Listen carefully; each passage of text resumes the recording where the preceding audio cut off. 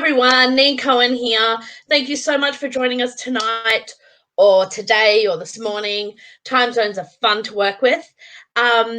If you're watching live from the Lesfic Book Club, hit a like, put in a comment, let us know where you're watching from. And if you have any questions, bring them in. I will look through the comments periodically as I'm talking, but who we're here to see tonight is Clare Ashton, and we'll be talking mainly about her book, Poppy Jenkins. Yay! All right, so I will bring Clare on now to say hello to everyone. Hey, Clare, how are you?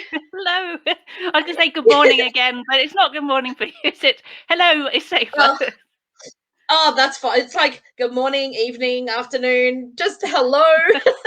Because, yeah, the time zones are always fun. But, yes, so thank you so much for joining us tonight. For the book club, one of the books we've had this month is your amazing Poppy Jenkins. And, Thank you my gosh, I'm so in love with this. Oh, I'm glad you are.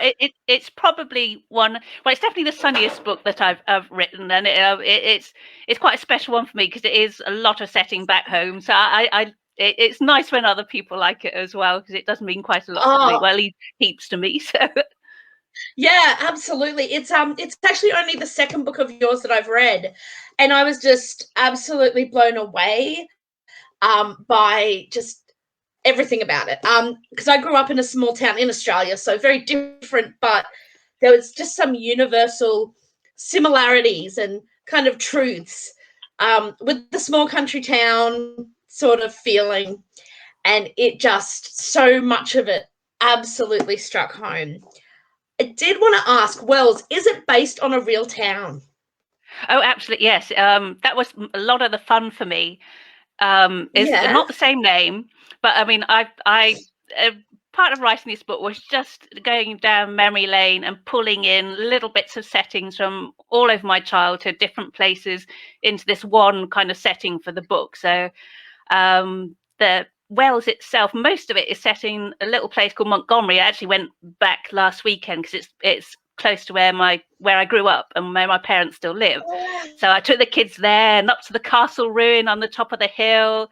There's a little cafe called the Castle Kitchen, which is inspiration for Poppy's cafe. Wow. It's not exactly the same. I've molded it, but I mean, if you went there, you'd see it and you think, oh, town hall there, ruin at the top, cafe there. And then things like then Rosalind's, the hall where Rosalind lives. There's actually somewhere called Ruport Hall, which is that a Regency white building with some great big red brick outbuildings. My parents, when I was 4, had a little grotty flat above the old stables, basically. So but I always remember it. And there's an old couple who lived at the hall who were lovely, and the old lady made me a little raggy doll and things. So a lot of the good feeling in the book comes from all these lovely memories from all these places that I've drawn in. Oh, that absolutely makes sense. It's such a richly textured book. Like, you can see everywhere Poppy goes and where Rosalind is. And personally, I love that it's so just dynamically small town. Like, it just has all these, everyone knows each other, and there's both the positives and the negatives, and you kind of touch on both. And it's amazing. It just felt so real. It's like you could see them. You could walk down this town and you could see Poppy, and you could see everything there. And it was so incredible that I just absolutely adored it. And I love knowing that it was actually based on a real town. That would be amazing. Do you actually, did you go back when you were writing it and actually take photos or visit or anything like that in relation to the town? No, I mean, it's a place I know extremely well, so I didn't actually go back during there. But I keep going back even more often now, actually, and because it's even more special now. It used to be a beautiful town, and now I've got this story of Poppy there, and it's really difficult to think that actually she doesn't exist. But it's What do you mean she doesn't exist? Of course she does. Although I went into the cafe with I've got 2 kids, so I like taking them back as well because it's such a lovely place to go back home to. Yeah. We went to the cafe which is the inspiration of Poppy's Cafe. And there's actually someone who worked there who looked eerily similar to how I'd pictured Poppy. So it was really a bit of a double take. That would have been really surreal. Like, oh no. It was. Oh wow. Oh, sorry. So I just get so caught up. I'm like, I want to know more. Just tell me more. So when I read this book, I actually did like a reading vlog with it, and I was so blown away. Yes, I love Poppy and Rosalind. I'm very much a Rosalind fan. But what I was actually blown away by were the side characters, the minor characters, especially Poppy's mum. I absolutely adore her. I think she is there's just so much beauty and depth and strength in her that is kind of goes unnoticed for so much of the book. Is she actually based on any one or several people, or was she just an imagination, a creation from your mind? She's very much based on a couple of people, mothers of a couple of friends of mine, and other characters from my childhood. I mean, that was another part of it, as well as the beautiful settings that I drew. And it's like inspired by so many people I remember from growing up. So there's nobody who's exactly the same, but yeah, definitely pulled in elements. And yeah, I'm glad you like Emma, because she is just very chilled and even, in a very quiet way, just quietly always there, but with this nice sense of humor as well. Yes. So yeah, definitely inspired by someone I knew who was a very mellow person growing up. So yes, definitely.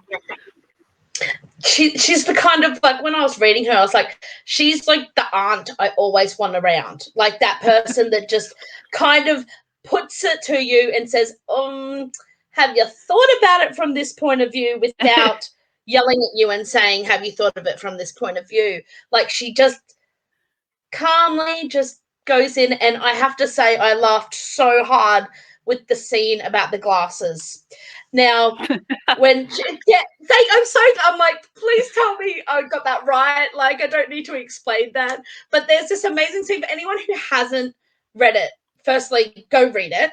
Secondly, there is this absolutely hilarious scene, and for me, that kind of sums up the character of Emma. She doesn't get upset. She doesn't get mad. She even just quietly puts the glasses back on the table. Like, and it was just so perfectly her that I absolutely fell in love with it.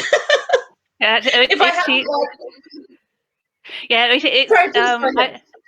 I suppose it's kind of the mellow side to a character is one person I knew in particular, and then a little bit of naughtiness with somebody else's brother who I absolutely adored as well. Both two very influential figures in my life. So I love that character for many reasons, including the inspiration. Oh, fantastic! And do you have an actual favorite character from Poppy Jenkins? I don't. It's hard actually, because I have drawn in so many things that I love into so many, and the supporting cast is a huge element of the book. I really can't pin it down in that one. Because no, that's all right. I've been told I'm very mean for ever asking that question, but I still ask it. Yeah, it particularly that book, I find it very difficult. Usually there is a standout character who, just, kind of steals your heart. It might be a secondary character, but in this one, it's the whole picture that the whole ensemble. Yeah. Despite it being from just one person's point of view as well, oddly, the other characters still have an impact for me, at least. So it still come across. Sorry. It's all right, carry on. There's the other characters come across very vividly to me, at least, or I picture them very vividly while I was writing it, even though it's from Poppy's point of view only. Yeah. Sorry, there's a bit of a lag. I keep talking over you, and I don't mean to. I'm sorry. No worries, no worries. I do love that it's from a first-person point of view. There's not many sapphic romances that you see that. Was it something you considered doing both point of views, or are you more focused on just preferring the one point of view?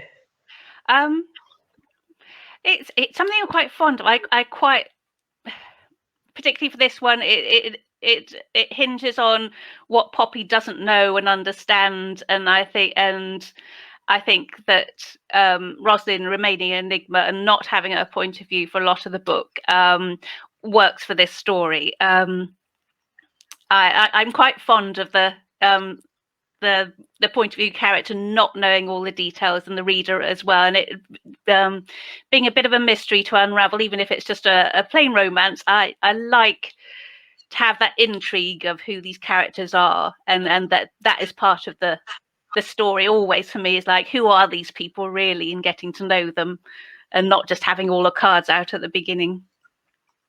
I love it. I very much prefer the single point of view. So I was so thrilled when it was just Poppy's point of view, because it does make, I don't know, it brings everything that little bit more impactful, because you don't know what Poppy doesn't know. You can, kind of figure out a few things, but without that confirmation, I love that you are stuck with whatever knowledge Poppy has. And yeah, that you don't know everything that's going on with Rosalind. I remember in a few parts going, oh, I bet it's this, and then going, what? And it was just so much more impactful that you don't know until she gets told later on. And it just brings it so much more home.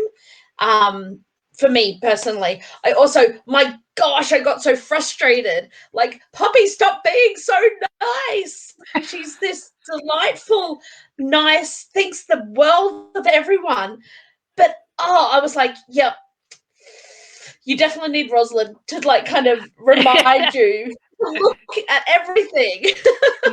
But that's another aspect why I stuck with just Poppy, is that they're actually underlying the story is quite a lot of prejudice and quite serious themes, but Yes, because it remains quite a sunny romance, because it is all through the prism of Poppy's view, but where she does start to realize actually things aren't quite as rosy and sunny as she would like. You get Rosalind, where she comes to some realization. Rosalind also realizes that things aren't quite as dark and horrible as she thinks as well. So in the end, it still remains quite sunny, because you get that lift from Rosalind as well. So it gets away with quite some dark themes underneath it all, precisely because it's from Poppy's point of view. But I think that's why it's so, like, you've done it so well that it doesn't, like, as frustrating as it was at parts, it wasn't ever overwhelming. Well, this is depressing, because it is. Rosalind has a more positive view of the world and a more positive just outlook on everything. And Emma, I believe, is the one, at one point she sits down and talks about how the two of them balance each other out. And it's like, oh, yes, this is the book. This is it. This is perfect. Because it felt like that. I'm such a Rosalind fan. I absolutely adore her. I think she's so well-rounded, and I do love, I'm sorry if anyone hasn't read it, it's going to be a slight spoiler, but I love that as much as she opens her eyes to stuff, she's still Rosalind. She doesn't just suddenly turn around and become all happy and start viewing the world completely the way Poppy does, because she hasn't had that experience with the world like Poppy. And I think that those kind of things are why I'm like, I'm sure if you walk down anywhere near any kind of town like Wells, you're sure to find these characters, because they're so well-rounded and dynamic. I was So, glad yeah. that's come across. It is quite there. It is because I love both characters so well, and actually it's kind of they balance each other out. I love both of them, so I'm always quite surprised how vehemently some people like Rosalind or Poppy, and how annoyed some people get with Poppy. It's kind of quite surprising. But so, there's definitely some people are very strongly Team Rosalind, and the injustice of everybody disliking her really gets people going, which is really nice in a way. But yeah, that was quite a surprise because just because I was Team both Poppy and Rosalind. So No, understood, absolutely. So you have 2 kids, that's right? yes, I do. It's Ellie who's 8 and Joe who's 10.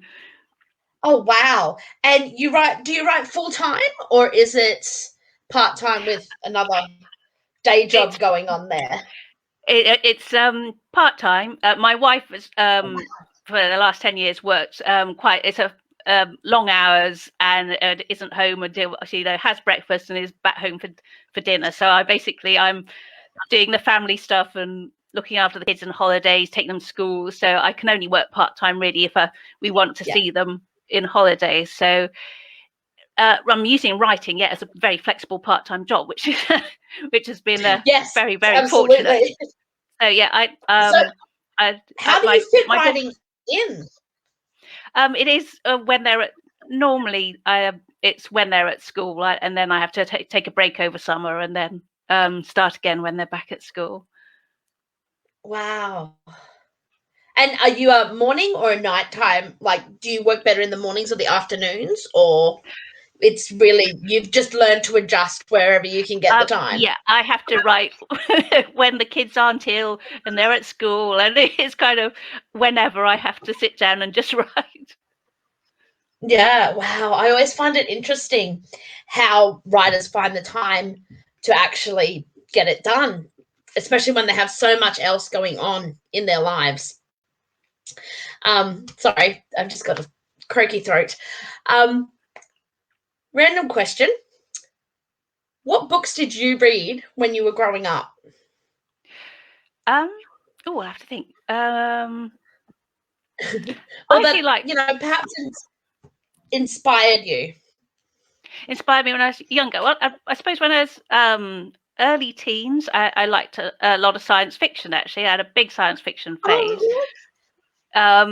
So it would have been, back then it's kind of, and fantasy as well, like Anne McCaffrey's Pern series, things like that. I adored those. Then later teens, I started reading a few classics later on. Really, I had much sort of more serious reads than I do now, actually. Like I read Anna Karenina or something when I was 14. I was like, I wouldn't be able to focus on that anymore. But I suppose the big change for me came when I was I think a lot of, when I was growing up, it was a lot of male authors. The school curriculum was male authors. Your recommended books were always by men. And then we got to 18, and I think it was probably the last term of school before A levels, and we finally did Jane Austen, and this was like, so you are allowed to have women authors, writers, and it's allowed to be funny, and it's allowed to be romantic, and that was just no, this is what I like. That was wow, yeah. And that probably Pride and Prejudice, has there's a flavour and influence of Pride and Prejudice on Poppy, and probably a lot of my books, to be fair. I don't know if it's possibly not explicitly referred to, but there's that influence on both characters, the pride and the prejudice. So the balance that they bring to each other, it definitely influences the book. So that's what I'd say is the greatest influence on my writing. Yeah. The realization that stories can be fun and about women and romantic. Yes. It was a nice realization. It is a bit like that when you find something that actually clicks with you and you go, oh wow, it can actually happen and it does exist. And I think with how much, not how much, but how many more sapphic books are out there now. It's, for me, that was a big eye opener a couple of years ago when I went, oh my gosh, there are actually so many out there in every genre. It's fantastic. Yeah, so it's it's really good. Yes, at last. It's especially in the big explosion. It seems to be in YA, particularly at the moment. But it's good to see all around. Hopefully that it'll get welcomed into other genres as well. Because crime and sci-fi, fantasy, everywhere. It's really nice to see. It is exciting to see. Like you can already start to see books in that genre, but there's still that assumption that if you say lesbian fiction, it's automatically assumed that it's a romance, and it's quite interesting that like although there are starting to become more sci-fi, more fantasy, more other genres in the lesbian fiction realm. So it's just so fantastic to see, though. Yes, it is. If Poppy Jenkins was turned into a movie, who would you like to see cast? As Poppy and Rosalind. I mean they're not the right age group, but I think possibly I always had Sally Hawkins, who she was in Fingersmith, and she's Mrs. Brown in the Paddington film. She was a good influence for Poppy, and her I think her personality, that she's a sort of an influence on that character, I think. And then Rosamund Pike would be like an ideal Rosalind for me. So so couldn't be cast because they're a different age group, but those, in the kind of perfect world, I think that would be my dream casting. The fantasy casting. Exactly. Oh, that's so cool. Oh my gosh. And what are you working on at the moment? Are you working on anything right now? Strangely, it's kind of related to Poppy, but also isn't. It's a bit, because when I was thinking of before writing Poppy, I was actually thinking of a crime story, a mystery, set back home, where somebody goes back home, and is ostracized by the village. He doesn't fit in, so more like a Rosalind character, and it would be set in winter. But my heart wasn't in it, because I going home, I wanted it to be lovely and sunny. So actually, Poppy was this kind of idea flipped right over into summer. Actually, the person who stayed home, we're going to have her as the main character rather than the outsider coming back. So I never got to write that story. But it's been nagging at me ever since. So I finally got down to writing. The person coming home who doesn't fit in for some reason. But again, because I still couldn't. They still did, especially after writing Poppy. I didn't want to kind of ruin that for myself, because that's a lovely sunny kind of, it's part of my life now back home. So I've set it in the 1970s to kind of remove it, and also in winter. So I've finally got to it, and Poppy does kind of have an influence on it, in kind of character archetypes, I suppose. But so mystery set back in Mid Wales, 1970s. I'm hoping to have that out in autumn. Autumn. When's that? Oh, yes. I'm like, hang on. Autumn is totally just been gone. Autumn. Right. Okay. So spring for end us. Of September. Awesome. Yes. End of September. Sorry, I just had like a mental blank. Like, no, autumn's like a year away. I'm sure of it. All right. Oh, that'll be fantastic. I completely forgot. Oh, that's all right. It's not a problem. You got to love this time zone connectivity thing.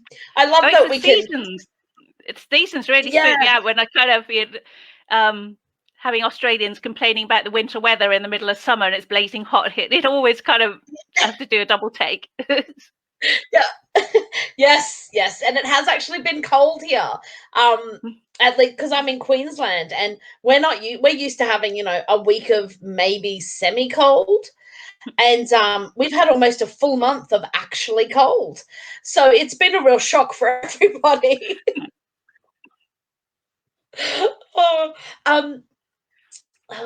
Gosh, I just completely had a blank. I was about to ask something and now I've completely had a blank. All right. Where can people find you if they're looking for to find out more about you and your writing? Where's the best place to? I know that sounds terrible. Online. Where is the best place to? Yeah, I'm on Twitter. I'm fairly active on Twitter. I am on Facebook, but I'm under Tig Ashton, which isn't very helpful for marketing purposes, but that it is what it is. And that's where I hang out online most of all, Facebook and Twitter. Okay, fantastic. I am on Instagram as well. I'm on Instagram as well, but I'm not quite sure what to do with Instagram, so I kind of end up going, oh, here's a picture of a flower, and then leave. So if you want something sensible out of me, Twitter and Facebook. Oh, that's funny. And do you have a website where people can purchase your books, or where's the best place for them to be able to purchase for you? Just Amazon and Smashwords, which feeds into I can't remember now, but yeah, all formats are available on Smashwords. That's the easiest place, I suppose. Okay, fantastic. Oh, I'm so glad that you came and spoke to us tonight about this. Oh, thank you for inviting me. Oh, absolutely. Anyone who's just coming in or watching later, this is the book. If you haven't read it, go read it. It is absolutely fantastic.